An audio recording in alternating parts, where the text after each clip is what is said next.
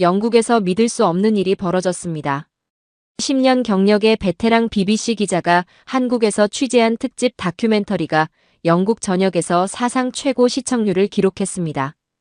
이 다큐멘터리가 방송된 직후 영국과 유럽 전역에서 한국인의 DNA에 대한 검색이 폭발적으로 증가했다고 합니다. 도대체 이 다큐멘터리에서 무엇을 보여주었길래 서구 사회가 이토록 충격에 빠진 걸까요? 오늘의 사연 바로 시작합니다. 사연 끝나면 구독과 좋아요 꼭 눌러주실 거죠? 감사합니다. 저는 BBC에서 10년째 일하고 있는 마이클 스톤이라고 합니다. 국제부 특파원으로 전 세계 곳곳의 사회경제 현상을 취재해왔죠. 몇 달 전 편집장으로부터 한국에 관한 특집 기사를 맡게 됐다는 연락을 받았습니다. 마이클, 한국이 어떻게 그렇게 빠르게 선진국 반열에 올랐는지 파헤쳐봐. 편집장의 말이 귓가에 맴돌았어요. 솔직히 말하면 한국에 대해 아는 것이 많지 않았습니다. 삼성, 현대 같은 대기업과 K-팝 정도가 전부였죠. 그래서 더 흥미로웠던 것 같아요. 미지의 나라에 대한 호기심이 가득했답니다. 인천공항에 도착했을 때 첫인상은 깔끔함이었습니다. 세계 최고의 공항이라는 말이 과장이 아니었어요. 서울로 향하는 공항철도를 타면서 창밖으로 보이는 풍경에 감탄했죠. 고층 빌딩과 산이 어우러진 도시 경관은 어딘가 낯설면서도 매력적이었습니다. 첫날 저녁 숙소에 짐을 풀고 명동으로 나갔어요. 배가 고팠거든요. 혼자 식당에 들어가서 뭘 먹을지 고민하고 있는데 메뉴가 너무 다양해서 당황했습니다. 손짓 발짓으로 주문을 하려는 찰나 옆 테이블의 중년 부부가 갑자기 말을 걸어왔어요. 여행 오셨나 봐요? 한국은 처음이세요? 어설픈 영어로 말을 걸어온 아주머니의 얼굴에는 따뜻한 미소가 있었습니다. 제가 고개를 끄덕이자 아주머니는 제 테이블로 음식 하나를 밀어주셨어요. 이건 서비스예요. 한국에 온 기념으로 드셔보세요. 당황스러웠습니다. 낯선 사람에게 음식을 나눠주다니 영국에서는 상상도 할 수 없는 일이었죠. 더 놀라운 일은 그 뒤에 벌어졌어요. 제 음식이 나왔을 때 아주머니가 다시 다가와서는 이건 이렇게 먹어야 맛있어요라며 직접 쌈을 싸주셨죠. 완전히 낯선 사람인데도 말이에요. 처음에는 당황스러워 경계했지만 그 순수한 친절에 마음이 따뜻해졌습니다. 식사를 마치고 계산을 하려는데 주인이 한국 첫 방문 서비스라며 음료 값을 빼주셨어요. 그날 밤 호텔로 돌아오는 길에 생각했죠. 이 낯선 친절함은 뭐지? 뭔가 특별한 것을 발견한 듯한 기분이 들었습니다. 다음 날 광화문 인근의 한 편의점에 들어갔습니다. 간단한 아침거리로 샌드위치와 음료수를 집어 계산대로 향했어요. 계산을 하려는데 문제가 생겼습니다. 영국 파운드는 받지 않는다고 하더군요. 당황해서 가방을 뒤적이며 신용카드를 찾고 있는데 뒤에 서 계시던 할아버지가 갑자기 손을 내밀어 제 물건까지 함께 계산해 주셨습니다. 저는 당황했지만 할아버지는 그저 제게 인자한 미소를 지어 보이셨어요. 언어는 통하지 않았지만 편의점 직원이 급히 통역사 역할을 맡아주었습니다. 할아버지께서 한국 여행 잘하고 가시라고 대신 내주시는 거래요. 그 말을 들으니 갑자기 가슴이 따뜻해졌어요. 낯선 나라에서 만난 이런 작은 친절이 저를 감동시켰답니다. 이런 경험은 하루에도 몇 번씩 반복됐습니다. 식당에서는 주인이 서비스라며 음식을 더 내왔고 카페에서는 옆 테이블 손님이 한국에서 처음이세요? 라며 말을 걸어왔죠. 처음에는 불편했지만 점점 이 문화에 적응해가기 시작했어요. 영국에서는 서로 지하철에서 눈도 마주치지 않는데 이곳에서는 낯선 이에게도 먼저 다가가는 문화라니 신기했습니다. 호텔로 돌아와 이 경험에 대해 인터넷을 검색해봤습니다. 그제서야 알게 됐죠. 이것이 바로 한국의 정이라는 문화라는 걸요. 한국인들에게는 함께 나누고 돕는 것이 DNA에 새겨져 있다고 했어요. 런던에서는 자기 일에만 집중하는 게 미덕이라고 여기는데 여기서는 타인을 돕는 게 자연스러운 일상이었습니다. 하루는 종로 골목에서 점심을 먹었습니다. 비빔밥이라는 음식이었는데 어떻게 먹어야 할지 몰라 당황하고 있었어요.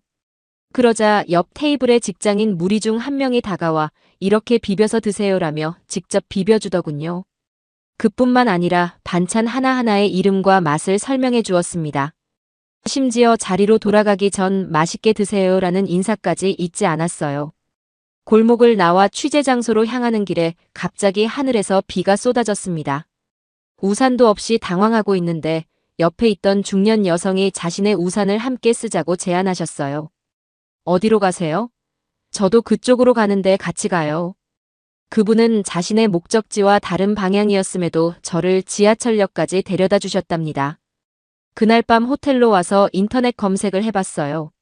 한 블로그에 영국인과 한국인의 문화 차이를 설명하는 글이 있었어요. 그 글에서는 영국에서는 이렇게 낯선 사람을 자발적으로 도와주는 경우가 드물다고 했습니다. 반면 한국에서는 이런 행동이 자연스러운 일상이라고 설명하더군요.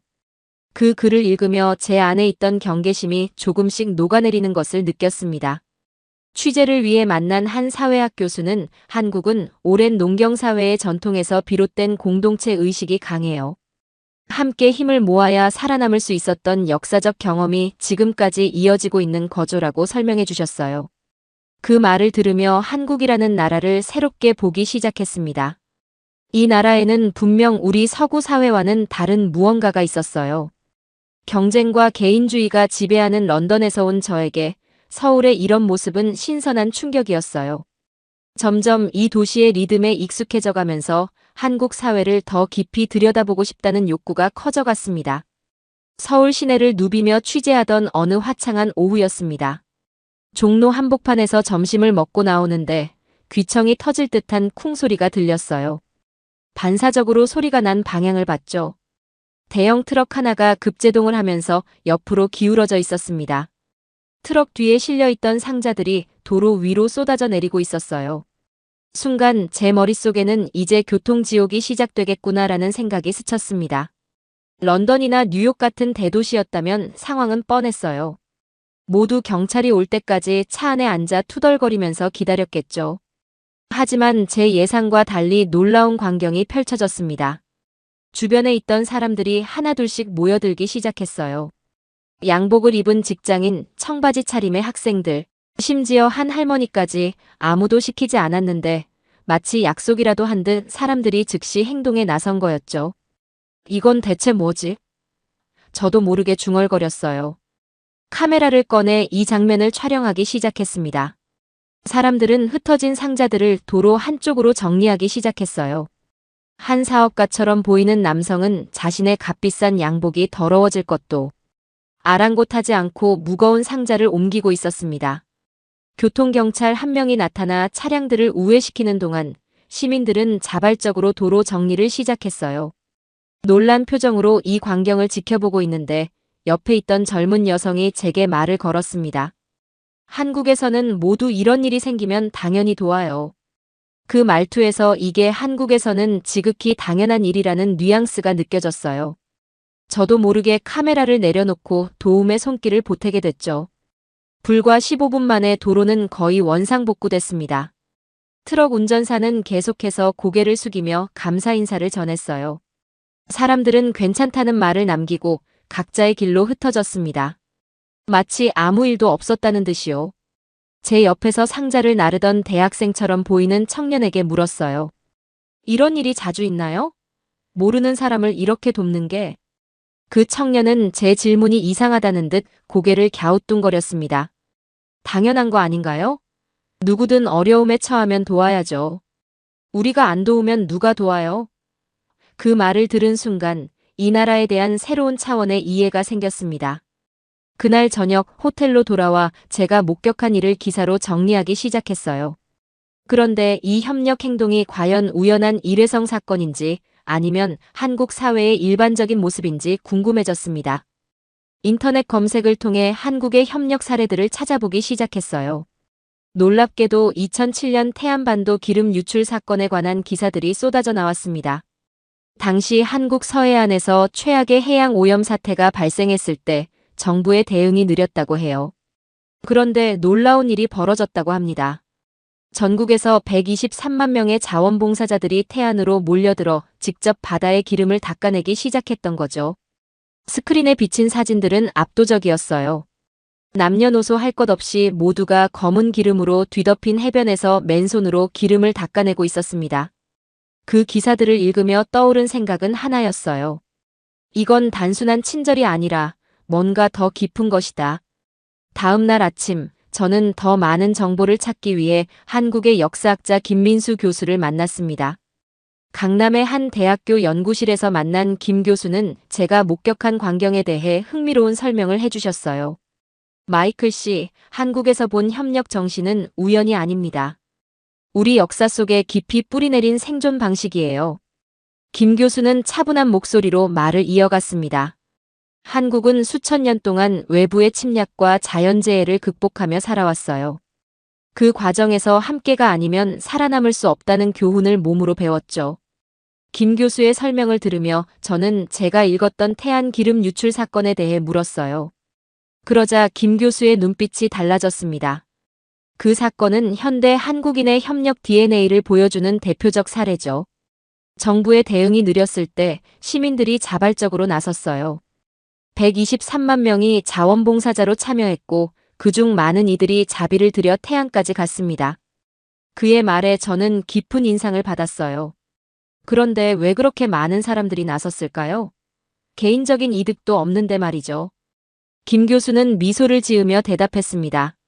서구의 관점으로는 이해하기 어려울 수 있어요. 하지만 한국인에게 우리는 단순한 개인의 집합이 아닙니다. 공동체가 무너지면 개인도 무너진다는 인식이 있죠. 그래서 위기 상황에서 내가 아니면 누가 할까라는 생각을 하게 되는 겁니다. 김 교수는 저에게 또 다른 사례를 알려주었어요. 바로 1997년 IMF 경제위기 때 일어났던 금 모으기 운동이었습니다. 국가 부도 위기 상황에서 정부가 IMF에 구제금융을 신청했을 때 시민들이 자발적으로 자신의 금을 내놓기 시작했어요. 결혼반지, 돌반지, 심지어 조상 대대로 내려온 갑옷까지. 총 350만 명이 참여해 227톤의 금을 모았습니다. 이 이야기를 들으며 저는 충격을 받았어요. 그렇게 많은 사람들이 자발적으로 참여했다고요? 강제가 아니었나요? 김 교수는 고개를 저었습니다. 전혀요, 완전히 자발적이었어요. 제 어머니도 결혼 반지를 내놓으셨죠. 나라가 어려울 때 내가 할 수 있는 일이야 라고 말씀하셨어요. 인터뷰를 마치고 나오는 길에 저는 깊은 생각에 잠겼습니다. 런던에서는 상상도 할 수 없는 일이었어요. 위기 상황에서 개인의 이익보다 공동체를 먼저 생각하는 문화라니. 그것도 정부의 강요가 아닌 자발적으로 말이죠. 오후에는 금 모으기 운동에 참여했던 한 시민을 만나기로 했습니다. 서울 북쪽의 작은 카페에서 만난 박영호 씨는 당시를 생생히 기억하고 있었어요. 그때는 정말 나라가 망할지도 모른다는 두려움이 컸어요. 뉴스에서는 매일 암울한 소식만 들려왔죠. 박 씨의 눈빛이 어두워졌습니다. 그러던 어느 날 이웃 아주머니가 금목걸이를 기부하러 간다고 하더군요. 저도 망설임 없이 어머니께서 물려주신 반지를 들고 동참했습니다. 후회하지 않으셨나요? 제가 물었어요. 박 씨는 고개를 저었습니다. 전혀요, 오히려 자랑스러웠죠. 국민 모두가 힘을 모아 위기를 극복한 경험은 우리에게 큰 자신감을 주었어요. 우리가 함께하면 어떤 어려움도 이겨낼 수 있다는 믿음이 생겼죠. 그의 말을 듣고 나니 트럭 사고 현장에서 보았던 시민들의 행동이 이해되기 시작했습니다. 이건 단순한 친절이 아니라 위기 상황에서 자연스럽게 발현되는 협력 본능이었던 거예요. 수천 년의 역사 속에서 형성된 한국인만의 독특한 생존 전략이었습니다. 호텔로 돌아오는 길에 우연히 지하철역에서 한 장면을 목격했어요. 노인 한 분이 계단에서 비틀거리자 주변에 있던 3명의 젊은이들이 동시에 달려가 부축했습니다. 아무도 망설이지 않았어요. 마치 반사적으로 움직인 것 같았죠. 그 순간 깨달았습니다. 한국의 협력 정신은 거창한 국가적 위기 상황에서만 나타나는 게 아니었어요. 일상의 작은 순간들 속에도 깊이 녹아 있었던 겁니다. 그리고 그 모든 것의 중심에는 함께라는 가치가 있었습니다. 노트북을 펼쳐 오늘의 취재 내용을 정리하면서 제 기사의 방향이 완전히 바뀌었다는 것을 깨달았어요. 처음에는 단순히 한국의 경제적 성장에 초점을 맞추려 했는데 이제는 그 성장을 가능하게 한 보이지 않는 힘, 바로 협력의 DNA에 주목하게 됐습니다. 취재 마지막 날, 저는 제임스와 함께 서울의 출근 시간대를 경험해 보기로 했습니다. 오전 8시 강남역은 이미 사람들로 북적였어요. 커피 한 잔을 사들고 인파를 구경하던 중 갑자기 귀청이 찢어질 듯한 사이렌 소리가 들렸습니다. 심장이 쿵쾅거렸죠. 우리는 본능적으로 소리가 나는 쪽을 바라봤어요. 8차선 대로에 차들이 꽉 막혀 있는 상황에서 구급차 한 대가 사이렌을 요란하게 울리며 갇혀 있었습니다. 아, 저러다 환자 생명이 위험해지겠구나 생각하는 순간 믿을 수 없는 광경이 펼쳐졌어요. 신호에 막혀 꼼짝 못하던 차들이 마치 모세의 기적처럼 양쪽으로 갈라지기 시작했습니다. 누가 지시한 것도 아닌데 모든 차들이 자발적으로 바깥쪽으로 밀려나며 구급차를 위한 길을 만들었어요. 심지어 인도에 걸쳐 주차하기도 하고 좁은 틈을 비집고 옆으로 빠지기도 했죠. 불과 30초 만에 가운데로 쭉 뻗은 길이 생겼고 구급차는 그 길을 따라 빠르게 지나갔습니다. 제임스의 입이 떡 벌어졌어요. 커피잔을 들고 있던 손이 멈춘 채로 그는 한동안 말을 잇지 못했습니다. 런던에서는 절대, 정말 절대 일어나지 않는 일이야. 사람들은 대부분 나는 내 차선에 있으니 다른 사람이 비켜주겠지라고 생각한다고. 저는 승리감에 미소를 지었습니다. 이제 내 말을 이해하겠어? 이건 명령 없이도 자연스럽게, 본능적으로 행동하는 협력 정신이야. 우리는 그날 하루 종일 서울 구석구석을 누비며 취재를 이어갔어요. 오후에는 한강공원으로 향했습니다. 갑자기 먹구름이 몰려오더니 소나기가 쏟아지기 시작했어요. 우산 없이 당황하던 찰나 한 청년이 자전거에서 내려 우리에게 접이식 우산을 건넸습니다. 이거 쓰세요. 저는 집이 가까우니까 괜찮아요. 우리가 망설이자 그는 우산을 우리 손에 쥐어주고는 비를 맞으며 달려가 버렸습니다. 돌려줄 기회조차 주지 않았어요. 제임스의 얼굴에는 감동의 물결이 번졌습니다. 존재하지 않는 줄 알았던 세상이 여기 있다니. 그가 속삭였어요. 돌아오는 지하철에서 우리는 또 다른 감동적인 장면을 목격했습니다. 임산부가 타자 3명의 승객이 동시에 자리에서 일어났어요. 서로 양보하려는 듯한 눈빛을 주고받던 그들의 모습에서 배려를 느꼈습니다. 호텔로 돌아와 저는 지난 일주일간의 경험을 정리하기 시작했어요. 처음에는 단순히 한국의 경제 성장에 대한 기사를 쓰려고 했는데 이제는 완전히 다른 이야기가 되었습니다. 한국의 진정한 힘은 눈에 보이는 화려한 빌딩이나 첨단 기술이 아닌 보이지 않는 협력의 DNA에 있다는 걸 깨달았어요. 그날 밤 흥분된 마음으로 기사의 첫 문장을 타이핑했습니다. 세상에서 가장 독특한 협력의 나라, 한국을 소개합니다. 취재의 마지막 날 아침, 창밖으로 보이는 서울의 풍경을 바라보며 기사의 마무리를 고민했습니다. 지난 일주일 동안 제가 경험한 한국은 BBC 본사에서 기대했던 것과는 완전히 달랐어요. 한국의 경제 기적에 대한 분석 기사는 어느새 보이지 않는 협력의 힘에 관한 이야기로 완전히 바뀌어 있었습니다. 키보드를 두드리며 마음속에 떠오르는 문장들을 정리했어요. 한국의 진정한 경쟁력은 삼성이나 현대와 같은 대기업도 화려한 K-팝도 아니다. 그것은 바로 위기 상황에서 발현되는 놀라운 협력의 DNA다. 호텔 로비에서 제임스를 만났습니다. 그는 어제와는 다른 표정을 짓고 있었어요. 마이클, 어젯밤 내내 생각해봤어. 내가 쓰려는 기사에 내 경험도 좀 넣어줄래? 이번 취재는 내 인생에서 가장 놀라운 경험 중 하나였어. 저는 기쁜 마음으로 고개를 끄덕였습니다. 처음에는 의심했던 제임스마저 한국의 독특한 문화에 감동받았다는 사실이 제 기사에 더 큰 설득력을 실어주었으니까요. 마지막 취재를 위해 우리는 서울역으로 향했습니다.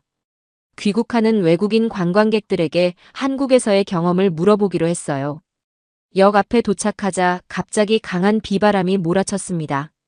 사람들이 우산을 붙잡고 비바람과 씨름하는 와중에 한 노인이 미끄러져 넘어졌어요. 그 순간 주변에 있던 5명 정도의 시민들이 동시에 달려갔습니다. 누구의 지시도 없었어요. 심지어 비가 쏟아지는데도 자신의 우산을 제쳐두고 노인을 도왔죠. 한 여성은 재빨리 자신의 겉옷을 벗어 노인의 젖은 몸을 감싸주었고 다른 이는 119에 전화를 걸었습니다. 불과 3분 만에 구급차가 도착했고 노인은 안전하게 병원으로 이송됐어요. 저들은 서로 모르는 사람들이야. 그런데도 마치 연습이라도 한 듯 완벽하게 협력하고 있어. 제임스가 놀란 표정으로 말했습니다. 우리는 노인을 도왔던 한 남성에게 다가갔어요. 이렇게 돕는 게 당연한 건가요? 그는 의아한 표정을 지었습니다. 당연하죠. 누군가 어려움에 처하면 도와야죠. 그게 인간으로서 기본 아닌가요? 이 말이 제 가슴을 울렸어요. 단순한 미담이 아니라 한국 사회의 근본적인 가치관을 보여주는 순간이었습니다. 호텔로 돌아와 기사를 마무리했어요. 태안기름 유출 사건과 IMF 금모으기 운동에서부터 일상의 작은 협력까지 한국의 독특한 협력 정신을 담아냈습니다. 그리고 마지막 문단을 이렇게 썼어요. 한국은 개인의 이익보다 공동체의 선을 우선시하는 독특한 사회다. 그들에게 협력은 선택이 아닌 자연스러운 본능이다. 세계가 점점 더 분열되고 각자 도생의 시대로 접어드는 지금 한국의 협력 모델은 우리 모두에게 중요한 교훈을 제공한다. 이것이 바로 한국이 가진 진정한 소프트 파워가 아닐까. 기사를 편집자에게 보내고 나서 우리는 마지막 저녁 식사를 위해 호텔 근처 식당으로 향했습니다. 그곳에서 우연히 첫날 저에게 음식을 비벼주셨던 할머니를 다시 만났어요. 우리를 알아보시곤 환한 미소를 지으셨습니다. 아직 한국에 있었네요. 잘 지냈어요? 저는 한국어로 간신히 네, 감사합니다 라고 대답했어요. 할머니는 기뻐하시며 우리 테이블에 반찬 몇 가지를 더 가져다 주셨습니다. 서비스예요. 한국 음식 많이 먹고 가요. 제임스는 감동한 표정으로 속삭였습니다. 이제야 내 말이 무슨 뜻인지 완전히 이해하겠어. 이건 단순한 친절이 아니야. 이건 그들의 DNA야. 저도 고개를 끄덕였어요. 일주일 전만 해도 이런 행동이 낯설고 의아했는데 이제는 한국의 일상으로 자연스럽게 받아들여지는 제 모습을 발견했습니다. 한국이라는 나라가 저에게 남긴 것은 단순한 기사 소재가 아니라 인간관계와 공동체에 대한 새로운 시각이었어요. 식사를 마치고 나오는 길에 저는 할머니께 작별 인사를 드렸습니다. 정말 감사합니다. 한국에서의 경험을 절대 잊지 못할 것 같아요. 할머니는 제 손을 따뜻하게 잡으시며 말씀하셨어요. 또 오세요. 한국은 항상 당신을 환영합니다. 그 순간 저는 제가 쓴 기사의 제목을 세상에서 가장 독특한 협력의 나라, 한국으로 확정했습니다. 이것이야말로 제가 경험한 한국의 진정한 모습이었으니까요. 공항으로 향하는 마지막 아침, 택시 창밖으로 지나가는 서울의 풍경이 새롭게 다가왔습니다. 일주일 전에는 그저 낯설고 화려한 도시였던 이곳이 이제는 특별한 의미를 가진 곳으로 바뀌어 있었어요. 택시 기사님은 저와 제임스가 외국인이라는 것을 알아채고 친절하게 말을 걸었습니다. 한국 어땠어요? 좋았어요? 저는 미소를 지으며 대답했습니다. 네, 정말 좋았어요. 특히 한국 사람들이 서로 돕는 모습이 인상적이었어요. 택시 기사님은 자랑스러운 표정으로 고개를 끄덕이셨어요. 우리는 어려울 때 서로 도와야 한다고 배웠어요. 그게 우리 문화죠.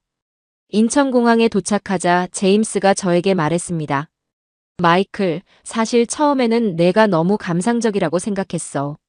하지만 이젠 완전히 동의해. 한국은 정말 특별한 나라야. 체크인을 마치고 출국장으로 향하는 길에 마지막으로 커피를 마시기 위해 카페에 들렀어요. 제가 주문을 하는데 지갑을 찾을 수 없었습니다. 당황해서 가방을 뒤적이고 있는데 뒤에 서 있던 젊은 여성이 저를 위해 커피값을 내주려 했습니다. 그 순간 지갑을 발견했지만 그 작은 친절에 가슴이 따뜻해졌어요. 고마워요. 하지만 지갑을 찾았어요. 제가 말했습니다. 그 여성은 미소를 지으며 말했어요. 아, 다행이네요. 즐거운 여행 되세요. 제임스가 눈짓으로 의미심장하게 바라봤습니다. 봤지? 또 일어났어. 그들에게는 정말 자연스러운 일이야. 비행기 탑승 시간이 다가오자 저는 문득 불안한 마음이 들었어요. 제가 경험한 한국의 모습을 과연 기사 속에 제대로 담아냈을지, 그 특별한 순간들과 감동을 글로 표현할 수 있을까라는 의문이 들기 시작했습니다.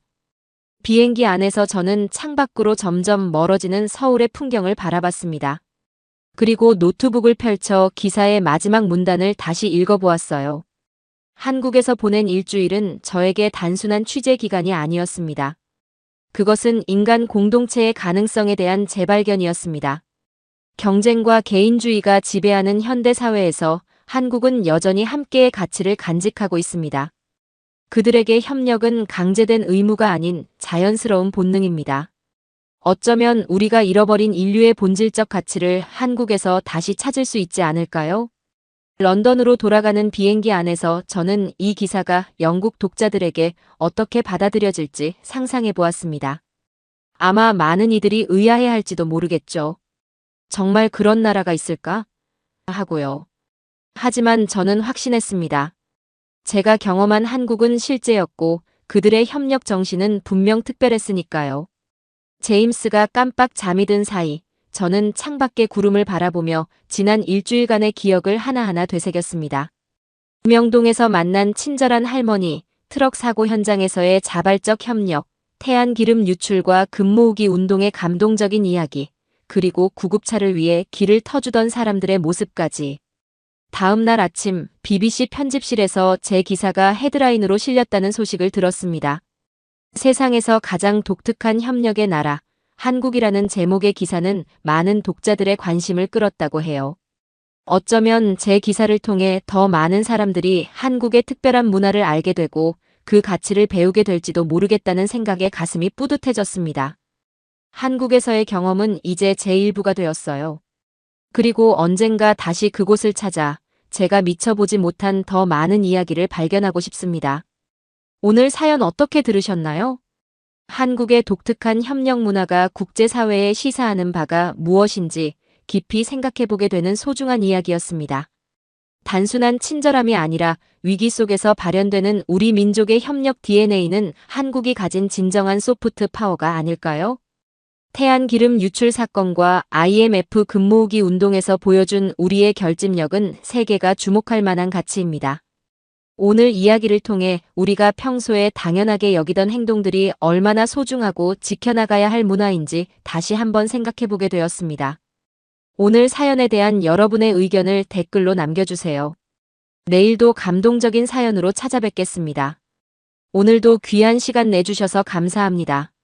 지금까지 감동신호등이었습니다.